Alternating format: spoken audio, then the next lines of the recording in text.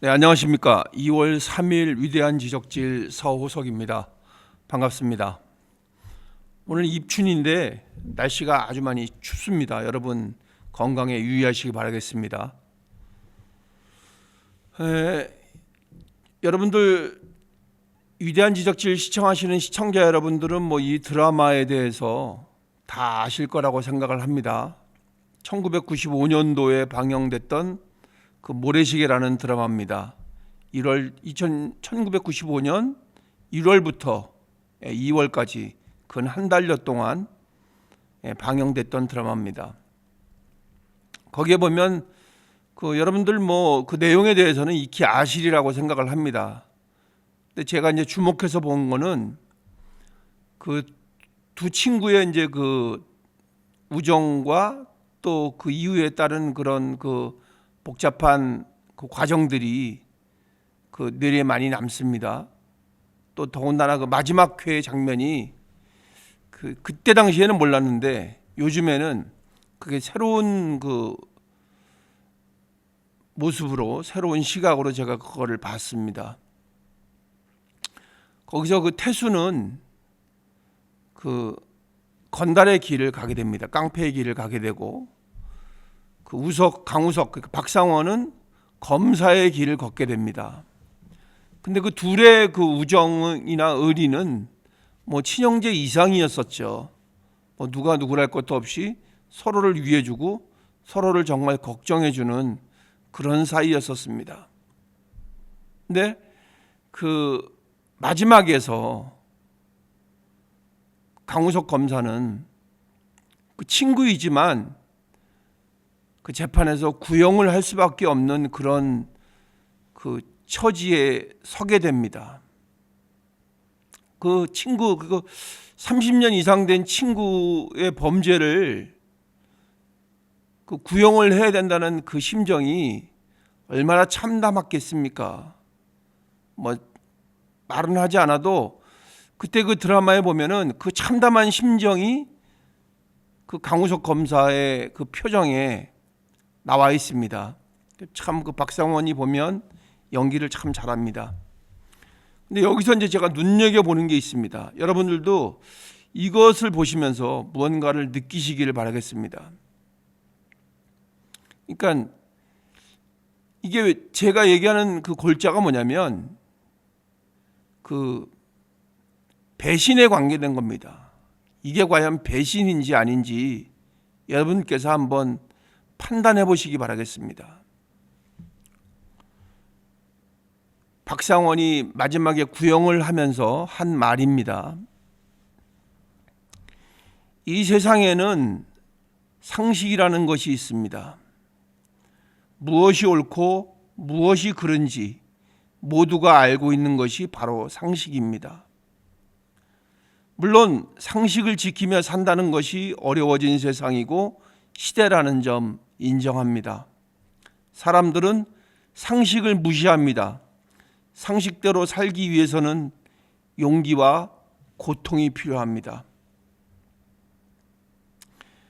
30년 이상을 이제 의리를 나눈 친구로 살아왔던 거죠. 그렇지만 강우석 검사는 따끔하게 얘기를 합니다.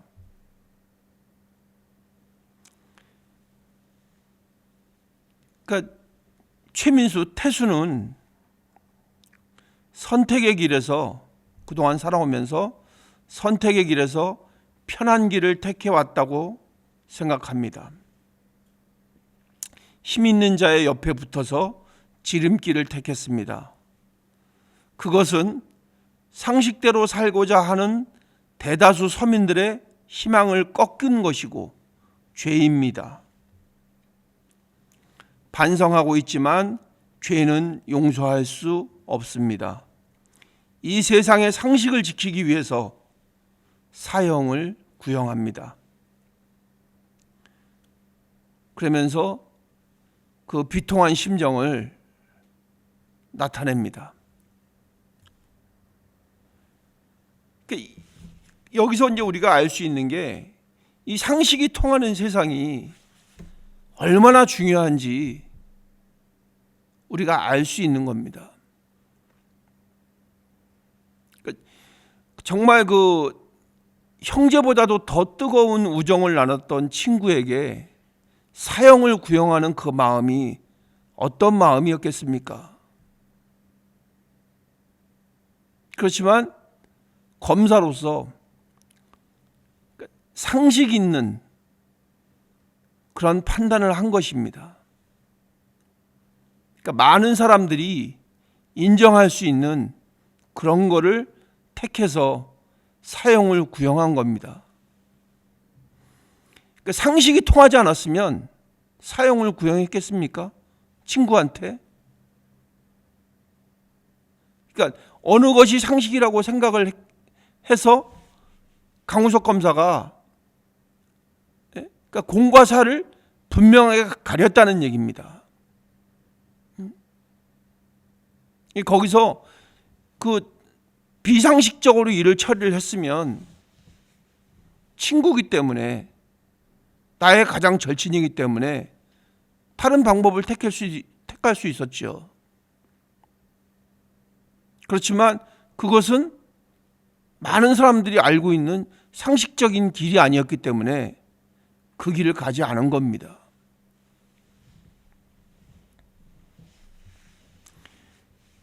반성하고 있지만 죄를 용서할 수는 없다고.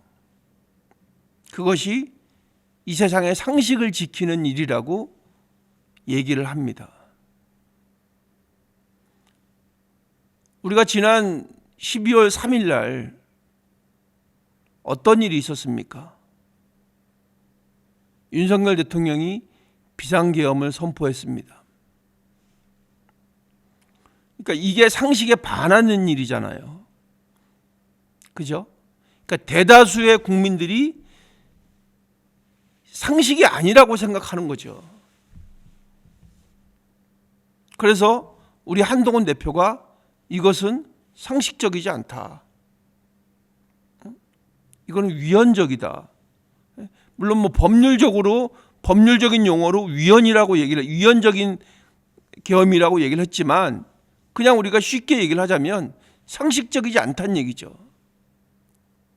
그래서 한동훈 대표는 상식적인 방법을 택했던 겁니다. 왜냐하면 국민 대다수가 무엇이 옳고 그른지 알고 있는 거잖아요. 그게 상식인 거잖아요. 그러면은 개인적인 친분이나 그럼 뭐 개인적인 의리, 사람에 만약에 충성을 했다면 그런 행동을 하지 않았겠죠. 그렇지만 한동훈 대표는 상식의 편에 서기 위해서 무엇이 옳고 그른지 판단을 해서 옳은 길을 택했던 겁니다. 국민을 위해서. 이게 상식적인 행동 아닙니까? 이런 사회가 상식이 통하는 사회가 되는 거죠. 그러니까 비상식적인 거는 그 많은 사람들, 대다수의 국민들의 마음을 아프게 하는 거죠. 지금 우리 그 이후에 벌어지는 그 재판 과정이나 무슨 뭐 헌법재판소의 일이나 또 뭐 윤 대통령 뭐 기소하는 거 무슨 뭐 공수처의 일들, 네? 모든 게 다 뭐 절차를 무시했다 그러고 뭐 위법한 행동이라고 막 다 얘기를 하잖아요. 서로 자기네 이득을 취하기 위해서 비상식적인 행동들을 하고 있는 겁니다. 무엇이 옳고 그른지 판단을 안 하고 자기네 이익 집단에 맞춰서 결정을 내려버리는 거죠. 이런 비상식적인 행동들을 하고 있는 겁니다. 있지도 않은 부정선거를 있다고 계속 얘기하고 근거를 내놓으라니까 내놓지도 못하고 좀 있으면 내놓을 거야. 좀 있으면 내놓을 거야. 판결이 마음에 안 든다고 가서 법원을 때려부시고 이런 것들이 다 비상식적인 거잖아요. 우리가 판단할 수 있잖아요. 옳고 그른지, 무엇이 옳고 그른지 판단할 수 있잖아요. 그 판단이 흐려지면 이런 파탄이 오는 겁니다. 그 파탄이 오는 거를 우리는 이재명 대표를 통해서 많이 봤잖아요. 그런 비상식적인 행동을 통해서 우리가 이미 봐왔다니까요. 근데 그게 뭐냐면 여기 나오잖아요. 선택의 길에서 편한 길을 택해서 가기 위해서 비상식적인 행동을 하는 겁니다. 한동훈 대표가 편하게 가기 위해서라면 그때 그렇게 안 했겠지요. 근데 선택의 길에서 상식적인 길, 그 길을 택했던 거죠. 근데 상식대로 살기 위해서는 용기와 고통이 필요하다고 얘기를 하고 있습니다. 지금 그거를 한동훈 대표는 느끼고 있을 겁니다. 그렇지만 용기 있게 행동을 했던 거죠. 오늘 제가 왜 이 말씀을 드리냐면 위대한 지적지를 보시는 많은 분들이 계신데 그 중에서도 반대하시는 분들이 꼭 말씀하시는 게 자꾸 배신자 말씀하시는데 상식을 지키면서 사는 게 배신자인가요? 이 상식을 지키기 위해서 얼마나 많은 용기와 고통이 있었겠습니까? 한동훈 대표도 사람인데 자기가 편하게 가고 자기 욕심을 위해서라면 자기의 이익을 위해서라면 그렇게 하지 않았을 것입니다. 그렇지만 대다수의 국민을 생각해서 어떻게 행동하는 것이 옳은 것이냐를 판단해서 비상계엄에 반대하고 또 그 이후의 절차들에 대해서도 진행을 했던 겁니다.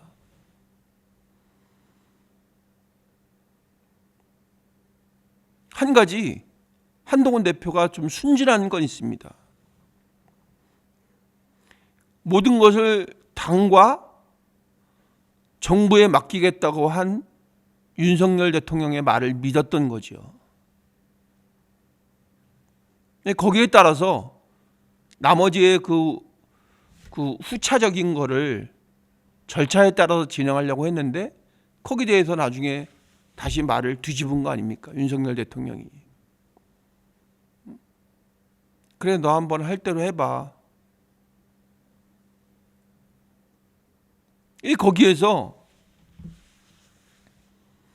한동훈 대표 보고 사람들이 마음이 바뀌었다 어쩌다 이렇게 얘기를 합니다. 뭐가 마음이 바뀐 겁니까? 상식을 바꿨습니까? 비상식으로? 아니잖아요. 상식에서 비상식으로 바꾸는 게 배신이고 잘못된 겁니다. 그러니까 이 많은 대다수의 국민들이 일반 사람들이 알고 있는 옳은 길을 택하는 게 왜 비상식적인 겁니까? 우리가 익히 알고 있는 상식적인 길을 택해서 상식적인 선택을 했을 뿐입니다.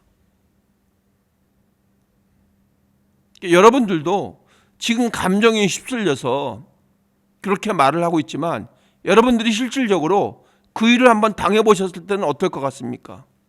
여러분들이 비상식적인 일을 당해보시면 여러분들은 어떻게 반응할 것입니까? 비상식이라는 것은 결국은 약속 위반이거든요. 그러니까 우리가 약속을 지키는 것을 다 상식으로 알고 있는 겁니다. 그러니까 일반적으로 통용되는 그 지식이라는 거죠.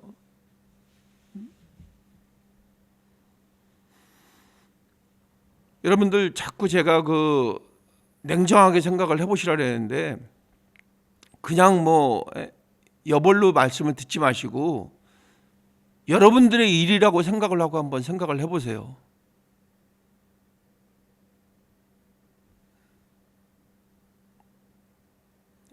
그냥 거기서 이때 당시 돌아가서 그냥 대충 봐줬으면 괜찮은 건가요? 강우석 검사가 대충 봐주고 넘어갔으면 괜찮은 건가요? 여러분들이 윤석열 대통령을 택한 이유가 그때 당시에 상식적인 길을 택했다고 생각을 해서 윤석열 대통령을 선택했던 거 아닙니까? 그렇기 때문에 여러분들의 인기를 얻어서 대통령의 자리까지 오른 거 아닙니까? 그때 그 윤석열 대통령을 좋아했던 이유가 어디에 있습니까? 비상식이었기 때문에 선택했습니까? 아니잖아요. 상식적이었기 때문에 선택을 했던 거잖아요.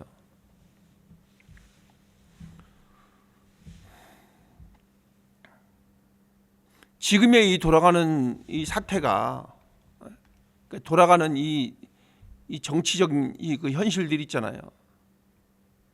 이런 것들이 뭐 이렇게 크게 뭐 말로는 뭐 서로 뭐 이 얘기 갖다 붙이고 저 얘기 갖다 붙이고 그러지만 그냥 간단하잖아요. 우리가 알고 싶은 게, 우리가 듣고 싶은 게 간단하잖아요.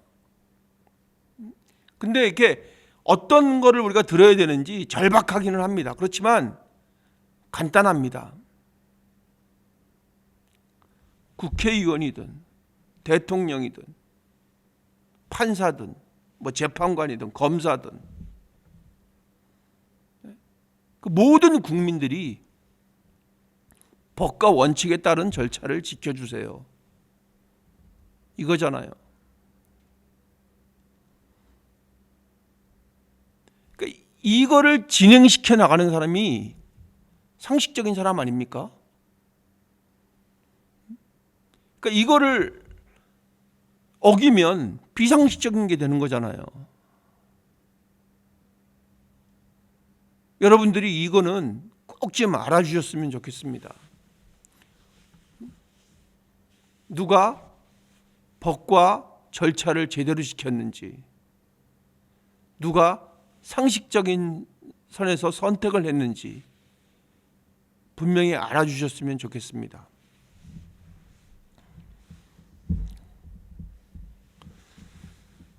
지금 이 비상식적으로 우리가 이상하네 이렇게 하는 경우들이 한두 가지가 아니잖아요. 이재명 대표가 25만 원 민생지원금 포기하겠다 그러고 기본소득 뭐 재검토한다 그러고 지금 굉장히 뭐 그냥 오른쪽으로 달리고 있습니다. 근데 이게 이번 이 탄핵과 관련된 이 사태가 아니었으면 절대 그럴 일이 없는 사람이죠. 그 자기네 그 지지층의 편에 서서 계속 외쳐왔던 얘기들입니다. 이게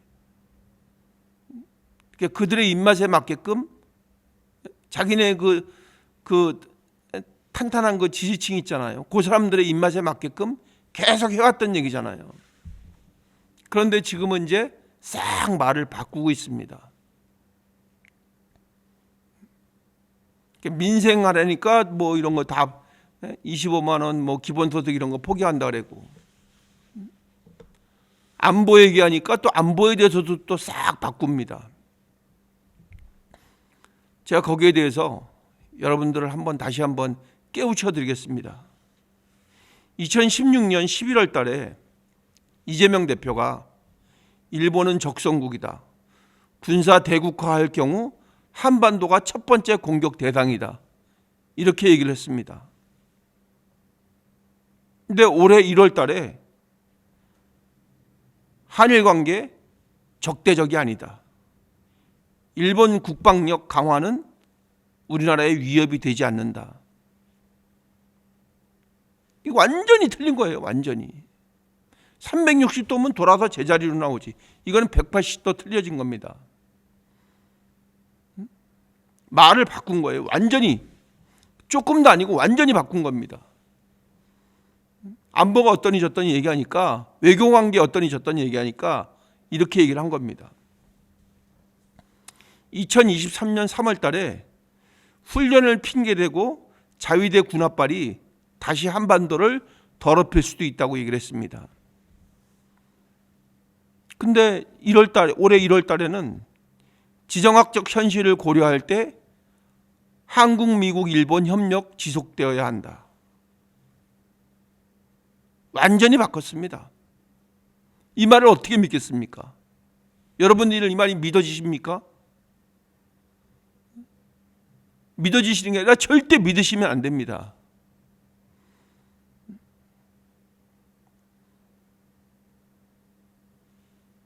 이게 탄핵 이런 게 아니었었으면 절대 불가한 이 언사라니까요. 그리고 이거를 계속 진행한다는 것도 없어요.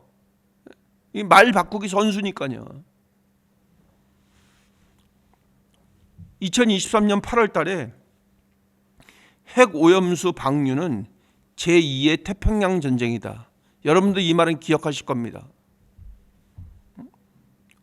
핵 오염수 방류는 제2의 태평양 전쟁이다. 근데 얼마 전에, 2달 전에 24년 12월 달에 개인적으로 일본에 대한 애정이 매우 깊다. 한국, 미국, 일본의 협력은 대한민국의 중대한 과제다. 이렇게 얘기를 했습니다. 얼마나 이게 이 가증스러운 말입니까? 언제 이 말이 또 바뀔지 몰라요. 말 바꾸기 선수니까요. 계속 이렇게 이중적인 행태를 보이고 있는 겁니다. 왜? 자기의 목적을 달성하기 위해서 이렇게 비열한 짓을 하고 있는 겁니다. 그럼 그 목적이 정당하냐? 목적이 정당하지 않다는 거 여러분들 다 아시고 있죠. 자기 죄를 가리기 위해서. 이건 뭐 민주당을 일으키기 위해서 하자는 것도 아니에요. 그거는 후차적인 거라고 생각을 합니다, 저는. 뭐 국민을 위해서 택도 없는 얘기죠. 오로지 목적은 하나. 자기의 죄를 가리기 위해서 이렇게 하고 있는 겁니다. 자기의 죄를 가리기 위해서 꼭 대통령이 되어야 되는 거죠. 이게 얼마나 국민을 우습게 보고 하는 행동입니까? 얼마나 국민을 우습게 봤으면 이런 말을 하겠습니까? 여기에 믿고 자기를 지지해 줄 거라고 생각을 하는 겁니다, 지금. 문제는 이런 말이 계속되면 사람들이 진짜인가? 이럴 수 있다는 거죠.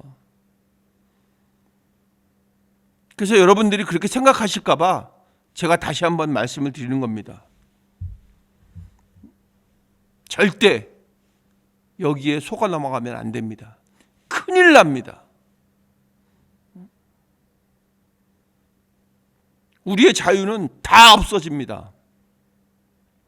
지금 우리가 누리고 있는 자유는 이런 방법 저런 방법으로 해서 계속 옥죄어질 겁니다. 이재명 대표와 그를 따르는 무리들이, 그 딸랑이들이 절대 가만두지 않을 겁니다. 정치적인 보복은 말할 것도 없고요. 정말 암울한 시대가 우리 앞에 도래할지 모릅니다. 우리는 계속 이것을 되뇌이고 옆에 사람들한테 얘기를 해야 됩니다.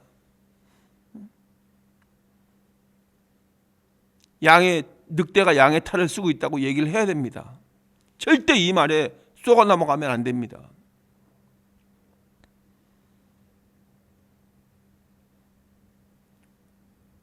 자기 와이프가 버젓이 있는 사람이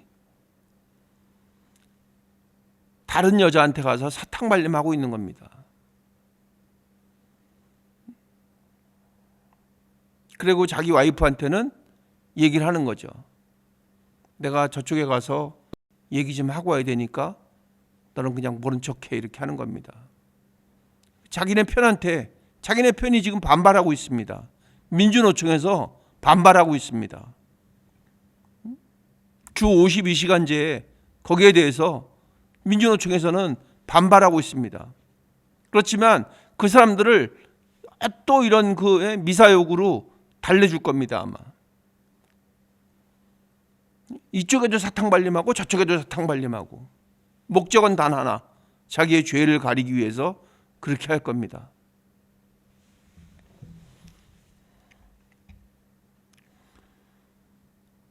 그래서 우리가 그런 이 행태를 절대 잊어버리면 안 되겠기에 제가 말씀을 드리는 겁니다. 지금 이재명 대표는 이렇게 하고 있는데도 국민의힘은 정신을 못 차리고 있습니다. 그러니까 윤석열 대통령 거기 그냥 그 틀에 갇혀 있는 겁니다, 지금.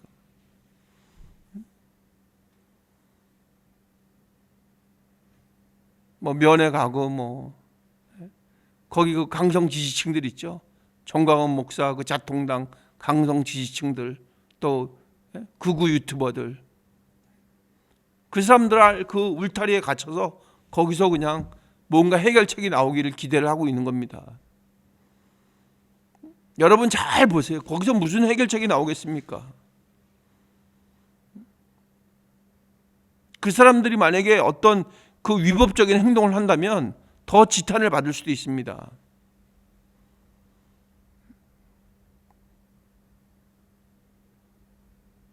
거기서 빨리 깨어나와서 그 다음에 어떠한 미래를 준비해야 되는데 전혀 그렇지 못하고 있다는 거죠.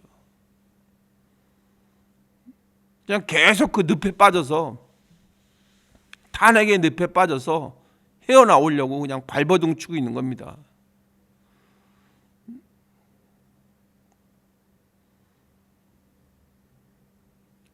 국민의힘은 어차피 털어버릴 건 털어버리고 거기서 빨리 헤어나와야 합니다. 제가 앞서 말씀드렸지만 이 배신자론 자꾸 여러분들 그 비상식적인 그 생각으로 그걸 인용하지 마시고 누가 과연 상식적인지 여러분들 판단하시기 바라겠습니다. 지금 우리 위대한 지적질 사랑하시는 시청자 여러분들께서는 다 판단하셔서 함께 하시는 거라고 저는 생각을 합니다. 연일 계속 뉴스에 나오고 있습니다. 이렇게 왜 세대 교체가 필요한지 우리가 느껴야 됩니다. 지금 중국은 첨단 기술 분야에서 선두를 달리고 있습니다. 그런데 그거 첨단 기술 분야를 주도하는 사람들이 다 젊은 사람들입니다. 지금 제가 말씀을 드리자면 그 딥시크의 개발 주역이 30세 여성 공학자 러플입니다. 그 다음에 여러분들 아시는 그 로버트 개 있잖아요. 왜? 그 다음에 뭐 로버트들이 나와서 막 춤추고 그걸로 한 사람이 그 유니트리의 창업자 왕싱싱 35살입니다. 그 다음에 지유한 로봇이라고 거기도 물론 그 로봇과 관련된 겁니다. 그 펑주후이라는 사람은 32살입니다. 중국 AI 영웅이 있습니다. 양지린 32세. 그러니까 이 로봇에 관련돼서 또 인공지능 AI 분야와 관련돼서 지금 하고 활동하고 있는 사람들이 전부 다 그 30대들입니다. 그러니까 미래에 대한 대비가 엄청난 그 준비를 하고 있는 거죠. 철저하게. 중국은. 미국도 마찬가지입니다. 미국도. 근데 우리나라는 어떻습니까, 여러분? 그러니까 중국 같은 경우는 지금 그 공학 엔지니어들 있잖아요. 우리가 쉽게 얘기하면 옛날에 그 공돌이라 그랬잖아요. 그죠? 그 사람들도 1년에 150만 명이 지금 배출이 되고 있다고 합니다. 중국 같은 경우에는. 미국은 말할 것도 없죠. 왜냐하면 세계적인 인재들이 몰리고 있으니까.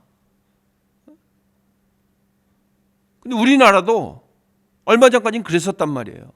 근데 지금 우리는 이 늪에 빠져가지고 헤어나오질 못하고 있는 겁니다. 계속 지금 뭐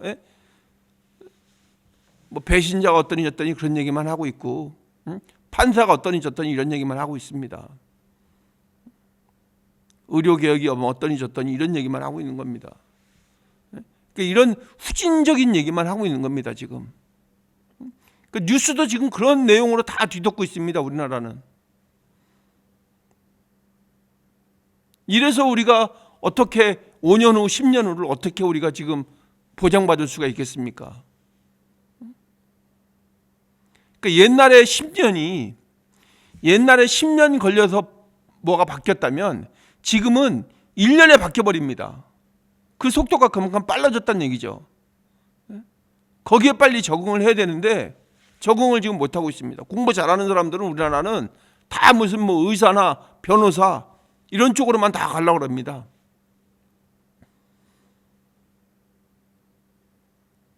이런 첨단 이 과학 분야 있잖아요.